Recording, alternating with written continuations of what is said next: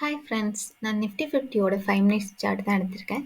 இது இப்போ எங்கே ட்ரேட் ஆகிட்டுருக்குன்னா 21,360 ட்ரேட் ஆகிட்டுருக்கு.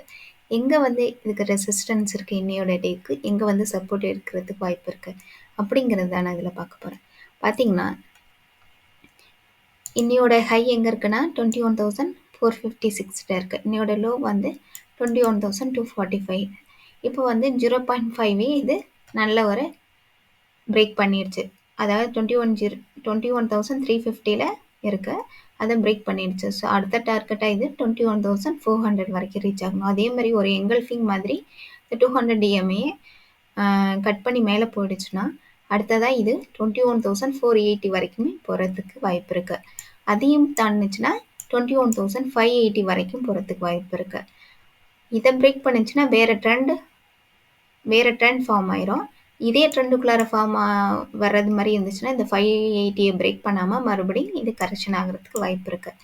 பார்த்தீங்கன்னா இந்த புல்லிஷ் வந்து இது 400 வரைக்கும், அதாவது இந்த 200 டிஎம்ஐங்கிற வரைக்கும் தான் இது போகிறது மாதிரி இருந்துச்சுன்னா இது எங்கே வந்து அடுத்த சப்போர்ட் எடுக்கணும்னா இந்த இடம் வந்துச்சுன்னா 21,320 சப்போர்ட் எடுக்கிறதுக்கு வாய்ப்பு இருக்குது.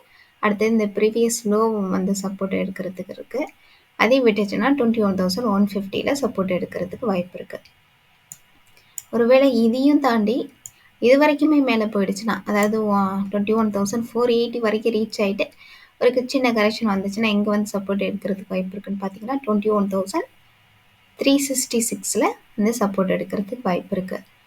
இதையும் பிரேக் பண்ணுச்சுன்னா ப்ரீவியஸ் லோ பார்த்தீங்கன்னா 21,447. அதையும் பிரேக் பண்ணிடுச்சுன்னா 21,100 வந்து சப்போர்ட் எடுக்கிறதுக்கு தான் வாய்ப்பு இருக்குது.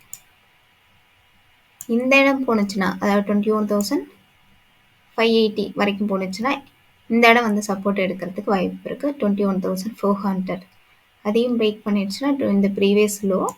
அதுக்கு அடுத்தது எங்கள் டார்கெட் இருக்குன்னா 21,043 தான் இருக்குது.